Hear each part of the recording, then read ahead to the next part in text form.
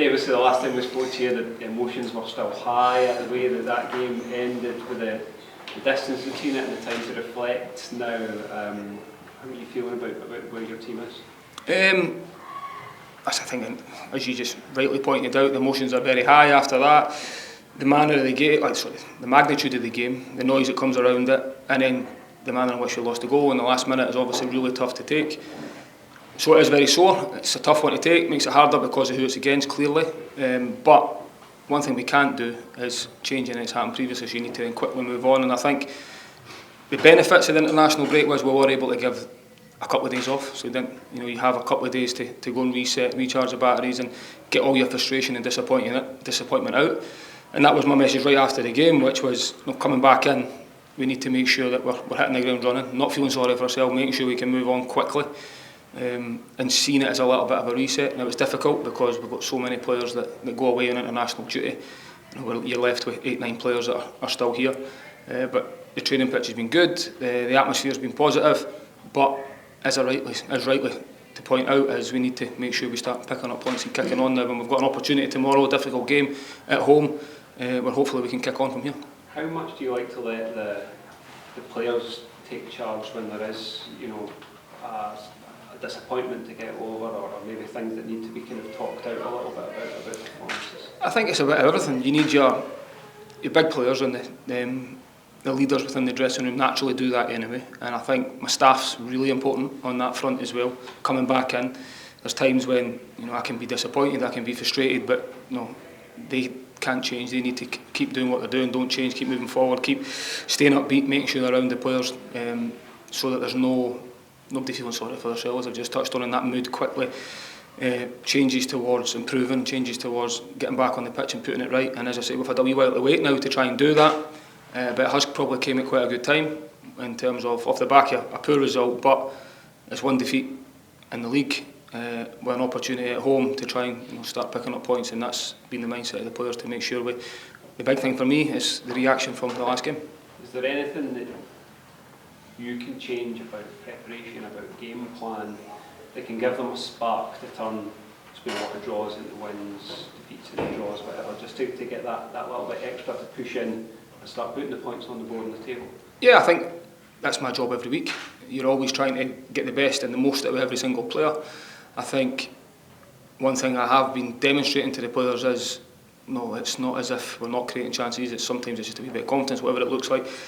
I've said it for a while now that I'd be a lot more concerned had we not been playing particularly well. Now, I don't think the last two performances have been our best. I don't think the game's been great, especially the Derby game speaks for itself. But can't come too far away from what the group is doing, the opportunities we're creating, and it speaks for itself. We need to be better in both boxes in these key areas at key times, but we are doing a lot right, and if we keep getting ourselves into these positions, I do believe it'll turn quickly.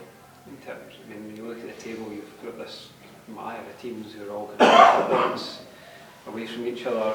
Do you feel everything can lift just by getting 3 points on the board? You push up into the top 6 and you're starting to look up the way.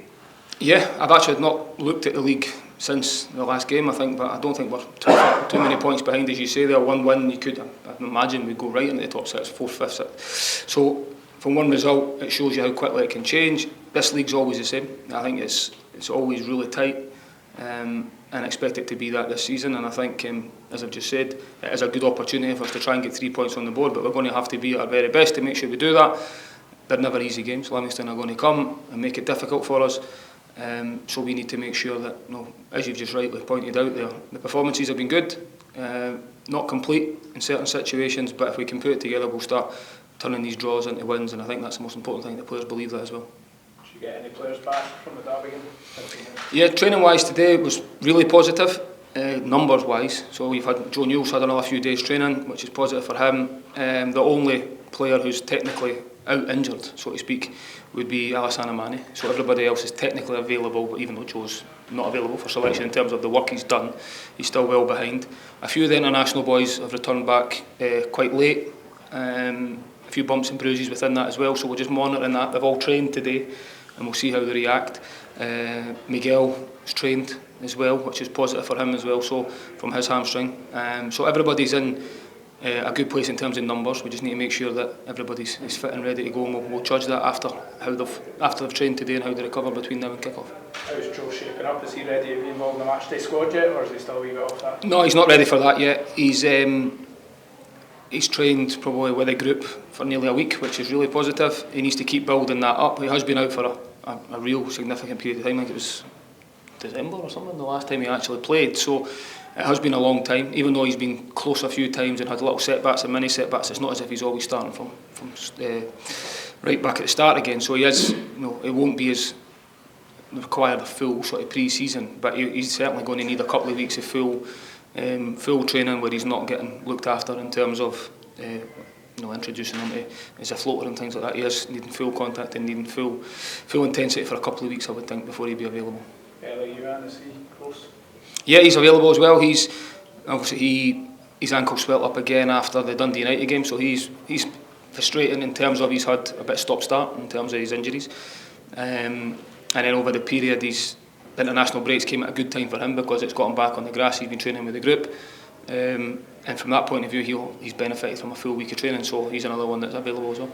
We've been having to manage Jamie McGrath a little bit, and does that go back to kind of the knock that he took on his knee, and I guess has the 2 weeks off here been good in terms of resting that up for him? Yeah, Jamie is one that's been getting managed a little bit. He's had a little bit of an issue that's been niggling away, and he's benefited a little bit from a day on day off type sort of schedule that he's been doing, but also the break now comes at a good time. He was able to deload it a little bit as well. There's nobody more frustrated than him because he's someone that pushes himself all the time. He's desperate to do well, trains really well, so he doesn't like not training, but sometimes it's for his best, greater good for him to try and make sure we're managing him properly. So the break probably came at a good time for him, but he's another one that's trained this week. There's another few other ones that have had niggling injuries where the break will come at a good time, so it gives you a wee opportunity because we've played, if you look at someone like Warner Horrocks, played a lot of minutes already this season with the European stuff, that it's almost a little bit of a reset now. They've had a good sort of 10 days training as well, so the squad is in a really good place. We just need to make sure we hit the ground running now. It's a pretty packed schedule from now until New Year, and you're going to need to use your squad. For guys like Jamie, obviously you see the creative spark that he gives you. You're going to want to have him out there as much as possible. You have to have him, as close to 100%, and be careful with him, even how desperate you must be to have him out there. Yeah, you want him to be playing. He's one of a lot of real good creative players that can play that position he plays. You've still got Junior Hoylett, Rudy Milotnikov, Josh Campbell. They're all players that can play similar position. They all play it differently, so they all give you different things at different times, which is really good from a squad point of view. But every player wants to be at the best, and you actually want to get the best out of them if they're feeling great. So I think he's had a real positive week, Jamie, just talking about him. He's available and feeling much better than he has been for the last few weeks.